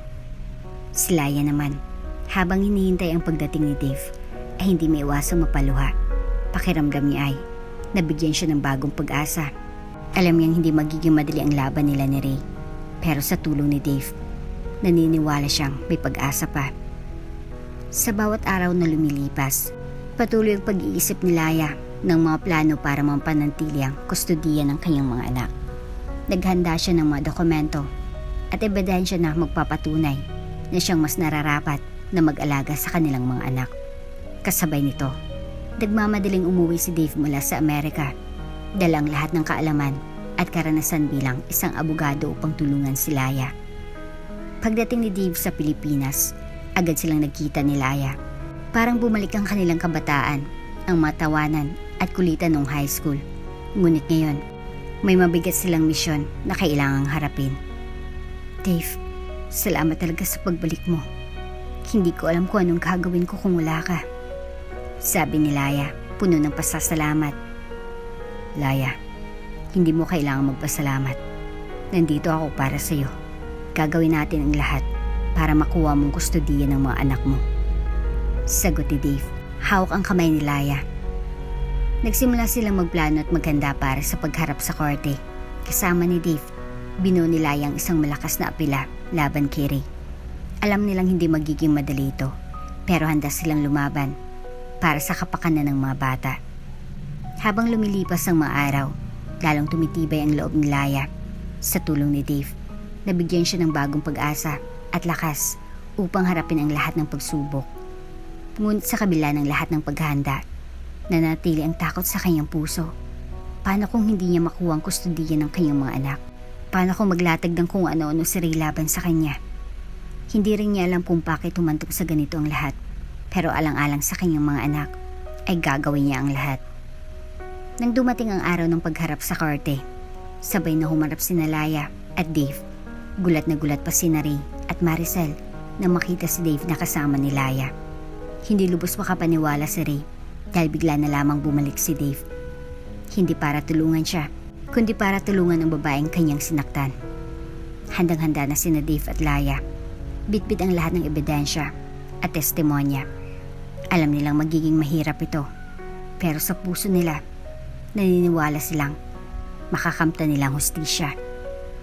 Habang nasa loob ng korte, kitang-kitang tensyon sa bawat isa. Ngunit sa bawat salita at argumento ni Dave, unti-unting nabibigyan ng liwanag ang kanilang kaso. Buong suporta ni Dave kay Laya. At sa bawat hakbang, nararamdaman ni Laya ang pagmamahal at malasakit ng mga taong malalapit sa kanya. Sa bawat sandali ng pagharap nila sa korte, sa bawat argumento at patunay ng kanilang ipinapakita, alam nilang papalapit na sila sa tagumpay. Ngunit sa kabila ng lahat, nanatiling bukas ang katanungan sa kanilang mga puso. Magiging sapat bang lahat ng ito upang makuha nila ang kustudiya ng anak? Natapos ang unang hearing at nagharap si Ray at Laya. Si Dave. Ano? Bakit nandyan si Dave? Pati ba ikaw nagloko na rin? Bintang ni Ray. Huwag mo akong itulad sa iyo, Ray. Hindi mo ako katulad. Malamig na sagot ni Laya bago maglakad papalayo kay Ray. Naiwan naman si Ray na hindi makapaniwala sa nangyari. Binulungan pa siya ni Maricel. Huwag kang magpadala sa kanya, Ray. Mananalo tayo sa kaso. Lumipas pang ilang mga araw dahil galing sa malubhang sakit ay siniguro ni Ray na consistent siya sa kanyang mga check-ups. Ayaw naman niyang magkasakit muli, lalo na ngayong ipinaglalaban niyang kustudiya sa kanyang mga anak. Magpapacheck up si Ray at malalaman niya nung may sakit siya. Si Laya palang kalimitang nagdodonate ng dugo para sa kanya. Anong ibig mong sabihin, Dok? Puno ng pagtataka niyang tanong. Your wife, she used to donate a lot of blood for you. Nahinto lang dahil sa pagbubuntis. Pero kung tutuusin, napakalaki ng naging papel niya sa recovery mo. Kaya nagulat talaga ako na naghiwalay na pala kayo. Sagot naman ng doktor. Biglang nag-ibang pakiramdam na Ray buhat noon. Nanikip ang kanyang dibdib. Hindi niya sukat akalain na napakalaki at napakarami pala ng naging sakripisyo ni Laya para sa kanya. Subalit ganun lamang kadali para sa kanya. Nabitawan at kalimutan ng lahat. Dinagdagan pa niyang pasanin ni Laya dahil sa kaso at kagustuhan niyang makuha ang kustudiya ng kanilang mga anak. Nagsimulang ma-stress ng sobra si Ray dahil sa lahat ng nangyayari. Dumagdag pang paulit-ulit na pangungulit sa kanya ni Maricel. Nabilisan ng pagpoproseso sa kaso upang mamuhay sila ng payapa. Dahil din sa stress ay ma-realize niyang hindi niya kayang patakbuhin ang negosyo. Wala naman kasi siyang alam doon dahil simulat sa pulay, sila yung nag-aasikaso noon. Habang nakaupo sa loob ng klinika, parang nawala ng bigat ang mundo ni Ray. Nasa isip niyang sakripisyo ni Laya, ang pagmamahal na hindi niya agad napansin. Ray, kailangan mong pahinga, sabi ng doktor. Sa sitwasyon mo, kailangan mo ng suporta at oras para makabawi. Mahirap na kapag nag-relapse ka. You're in a good condition right now. Huwag mo sanang pabayaan ang kalusugan mo. Payo ng doktor. Tumayo si Ray. Dok, maraming salamat. Kailangan ko munang mag-isip. Tugon ni Ray habang naglalakad palabas ng klinika. Pakiramdam niya ay parang may malaking bagay siyang nalaman, ngunit hindi niya alam kung paano harapin. Hindi niya alam kung anong gagawin ngayon. Nagkamali na siya at hindi na iyon basta-basta pang maayos. Napakalaki na naging pagkakamali niya at alam niyang labis niyang sinaktan si Laya dahil doon. Muling sumagi si isip niyang tanong ni Laya bago sila maghiwalay. Mahal mo ba siya? Iyon ang tanong ni Laya bilang pagtukoy kay Maricel. Hindi siya umimik noon, pero hindi oo ang kanyang sagot. Dahil habang tumatagal, ay napagtatanto niyang si Laya pa rin ang nilalaman ng kanyang puso. Pagdating niya sa bahay, ay agad siyang naupo sa sala at nagsimulang mag-isip ng malalim. Paano niya nagawang saktan ng taong walang sawang nagmahal sa kanya? Paano niya nagawang sirain ang pangako niya kay Laya? Buo ng desisyon ni Ray, babawiin niyang kaso at ibabalik ang lahat ng shares kay Laya. Hindi rin niya kayang makita si Laya na may kasamang iba. Lalo na noong na-discover niyang umuwi pala si Dave mula sa US at bumalik makalipas ng napakaraming taon para lamang tulungan si Laya. Sa kabilang banda, maririnig ni Maricel na inurong ni Ray ang kaso. Magagalit siya ng sobra dahil parang baliwala kay Ray ang lahat. Agad niyang hinanap si Ray at hinarap ito. Ray, anong ibig sabihin nito? Inurong mong kaso? Galit na tanong ni Maricel. Hindi na napigilan ang kanyang emosyon. Anong gagawin mo ha? Babalikan mo si Laya? Babalikan mong babaeng iyon? Nahibang ka na ba? Maricel, hindi ko kayang ituloy ang laban. Hindi ko rin gustong ituloy ang kaso. Buo ng desisyon ko. Ano ako, Ray? Anong papel ko sa buhay mo? Ganun na lang? Matapos kong ibigay ang lahat sa'yo? Singhal pa ni Maricel. Hindi kita mahal. Biglang wika ni Ray na siyang nagpatigil kay Maricel. Hindi kita mahal, Maricel. Si Laya ang asawa ko. Siyang mahal ko. Siya lang. Sagot ni Ray, diretso at puno ng pagsisisi. Halos manginig si Maricel sa sobrang galit. Kaya naman agad niyang napagbuhatan ng kamay si Ray. Walang hiya ka, Ray. Bulyaw nito. Pakiramdam niya ay ginamit lamang siya ni Ray at niloko. Labis siyang nasaktan dahil sa naging desisyon ni Ray. Parang wala lang talagang lahat sa kanya. Pagsisisihan mong desisyon mo, Ray. Pagsisisihan mo talaga. Bulyaw pa ni Maricel at pagkatapos ay umalis na rin ito. Bitbit ang lahat ng sama ng loob na meron siya. Buong akala niya ay tunay ang nararamdaman ni Ray para sa kanya. Subalit nagkamali siya. Nasa kalagitnaan na pagpaplano ng susunod na mga testimonies, sina Dave at Laya na makatanggap sila ng tawag mula sa korte. Nang buksan ni Laya ang telepono, laking gulat niya nang marinig ang balita. Laya, iniurong na ni Ray ang kaso at ibinabalik na sa iyong lahat ng shares ng negosyo sa iyo. Sabi ng isa pang abogado nila sa kabilang linya. Napatitig si Laya kay Dave. Halos hindi makapaniwala. Dave, tapos na. Nanalo tayo. Sabi ni Laya, puno ng saya at pasasalamat. Talaga? Hindi makapaniwalang wika ni Dave na napayakap pa kay Laya. Ikinulong nilang isa't isa sa isang mahigpit na yakap. Medyo awkward pa ng kaunti, ngunit ramdam ang kaligayahan. Maririnig din ni Matthew ang balita at tatakbo papunta kay Laya. Ma! Dahil 12 anyos na si Matthew ay mature na ito at nanawaan na ng labis ang kanilang sitwasyon. Malaki na siya at na-witness din niya ang mga pinagdaanan ni Laya mula pa nung walang-wala sila. Alam niya lahat ng naging sakripisyo nito. Niyakap niyang ina. Panalo ka, Ma.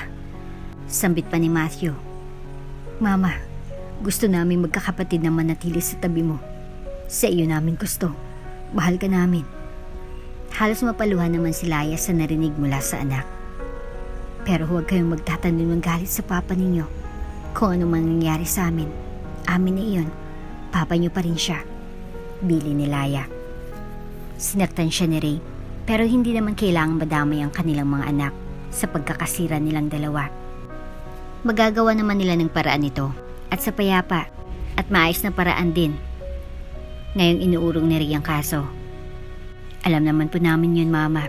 Nagtatampo lang kami kay Papa. Pero hindi naman kami galit. Mahal namin kayong dalawa, Ma. Sagot pa ni Matthew. Muling niyakap si Laya ng kanyang anak. Lalong lumakas ang loob ni Laya na ngayon ay handa nang harapin ang anumang pagsubok ng matatag at buong tapang dahil kasama niya naman ang kanyang mga anak. At dahil tapos na rin ang mga kaso, wala nang dahilan para magstay si Dave sa Pilipinas. Si Laya lang naman talagang ipinunta niya rito. Kaya naman na mapag-isa na sila, ay nagkaroon sila ng pagkakataon na magkausap. Nagpasalamat si Laya sa lahat ng itinulong ni Dave sa kaunting panahon na nanatili ito rito. Kung hindi dahil sa kanya, ay mawawala na rin naman dapat siya ng pag-asa. Dave, hindi ko alam kung paano kita pasasalamatan. Kung hindi dahil sa iyo, hindi ko kakayanin to. Sabi ni Laya, puno ng pasasalamat. Tumango si Dave at saka ngumiti. Sa katunayan, ay matagal nang may gusto si Dave kay Laya. Hindi niya ito inamin at patuloy lamang na kinikimkim. Nauna siyang pormahan ni Ray. Noong mga high school pa lamang sila, si Ray rin ang nagustuhan ni Laya kaya nagpaubayan na lamang si Dave. At ngayon, kahit pahiwalay naman si Laya at Ray, hindi pa rin naman napaprocess ang kanilang annulment. Kasal pa rin si Laya kay Ray at alam din ni Dave na kailangan pa ng espasyo at mahaba-habang panahon ni Laya para makapaghilom.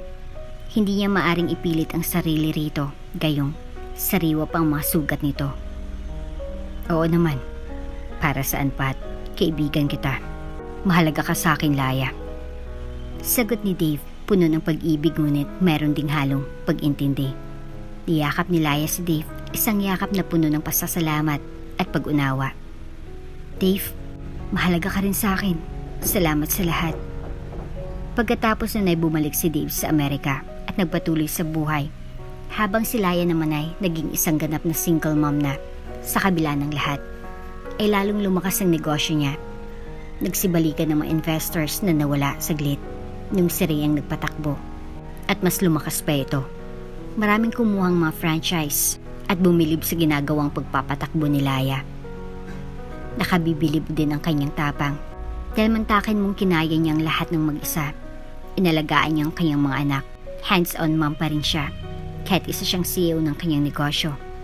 Sa tingin ni Laya ay wala nang pagsubok na hindi niya kayang harapin at suungin ngayong mas matapang at mas may kakayahan na siya. Nalaman din niya na umalis ng Maynila si Maricel kasamang mga anak at lumayo dahil naghiwalay na rin sila ni Ray. Hindi na nagkausap pa si Maricel at Laya. Hindi rin naman humingi ng tawad si Maricel sa kanya. Masakit man para kay Laya na bigla na lamang siyang nawalan ng kaibigan. Sa tingin niya ay para na rin naman iyon sa ikabubuti nilang lahat. Hanggang sa isang araw, family din ng mga anak ni Laya. Nag-leave muna siya sa trabaho para asikasuhin ang mga anak. Sa isang amusement park ito na ginanap. Kaya naman excited na excited sa pagsakay ng kabi-kabilang rides na Matthew at Angelo. Oh, mag-ingat kayo ha. Balik agad kayo rito pagkatapos ng 5 rides. Bili ni Laya para masigurong hindi agad mapagod ang mga anak. Si Laya naman ay nasa isang upuan lamang, bitbit niyang baby at kasamang isang yaya. Masaya rin siyang nakipagkwentuhan at nakipaghalubilo sa iba pang pamilya. Nang biglang makita ni Layang dumating si Ray, binigay muna ni Layang baby sa yaya at lumayo sila ni Ray para makapag-usap. Hindi niya alam kung bakit naroon si Ray, kayong hindi naman nagsabi si Ray na pupunta siya sa family day. Kaya naman tumayo na siya upang harapin si Ray at alamin ang dahilan kung bakit naroon ito. Laya, pwede ba tayo mag-usap? Tanong ni Ray. Bakas ang pagsisisi sa kanyang mukha at animoy, nagsusumamo pa. Nang makalayo sila at meron ng sapat na distansya ay tumango si Laya. Sige Ray, ano bang kailangan mo? Sagot ni Laya, kalmado ngunit may pag-aalinlangan. Humugot ng malalim na hininga si Ray. Nakapag-isip-isip na rin siya ng matagal. Alam niyang mahal niya pa rin si Laya at hindi niya mapapatawad ang sarili kung hindi man lang niya susubukang humingi ng ikalawang pagkakataon dito. Laya, gusto ko sana mag-sorry. Pinagsisihan ko lahat ng nagawa ko. Sana matanggap mo ulit ako. Sabi ni Ray, puno ng pagmamakaawa. Alam kong mali ako. Maling-mali ako. Hindi ko sinasadya yun. Nagkamali lang ako, Laya. Nagsimulang maluhas si Ray. Hindi ko mahal si Maricel. Natukso lang ako. Hindi ko sinasadya ang lahat. Laya, alam ko at naunawaan kong lahat ng naging sakripisyo mo para sa mga anak natin. Para sa akin. Masyado lang akong nadala sa damdamin ko. Nagkamali lang ako, Laya. Pero maniwala ka sa akin. Mahal kita. Mahal na mahal. Mahal ko kayo ng mga anak natin. Laya, muli pang pagtawag ni Ray. Nakikiusap ako. Patawarin mo ako. Bigyan mo ako ng isa pang pagkakataon. Mahal na mahal kita. Pagpapatuloy pa ni Ray. Nakatitig lang sa malayo si Laya. Iniisip ang lahat ng nangyari. Narinig niyang lahat ng mga sinabi ni Ray. Pero hindi niya alam paano sasagot dito. Masyado na siyang nasaktan. Gusto rin naman niyang marinig ang kapatawaran mula kay Ray. At ang pagsisisi na nararamdaman nito. Pero hindi rin alam ni Laya kung bakit. Para bang napakalaki na talagang nasira sa kanyang tiwala. Nag-iwan si Ray ng isang sakit na hindi na basta-basta pang may hilom. Laya. Pagtawag pang muli ni Ray. Nang hawakan ni Ray ang kamay niya, agad niya itong binitawan. Hindi siya umimik at nagpatuloy lamang sa pagtitig sa malayo. Laya. Mistulang nadurog ang puso ni Ray sa ginawa ni Laya. Pinunasan ni Layang tumutulong luha mula sa mga mata. Patuloy siyang tumitig sa malayo at hindi sinagot ang pagsusumamo ni Ray. Dahil sa huli ay, pinili niyang isipin ang kanyang sarili. Alam niyang kailangan niyang magpatuloy para sa mga anak niya at para sa sarili niyang kapakanan. Alam niyang hindi magiging madali ang lahat, ngunit handa siyang harapin ito. Para sa kanya, ang pinakamalagang bagay ngayon ay ang kaligayahan ng kanyang mga anak at ang muling pagkakaroon ng kapayapaan sa kanyang buhay. At dito na nga po nagtatapos ang ating kwento. Hanggang sa muli. Kung bago ka pa lang sa channel neto, ibang kwento ni Ate Jane, istorya mo, ikwento ko. Huwag kalimutang pindutin ang notification bell at subscribe button.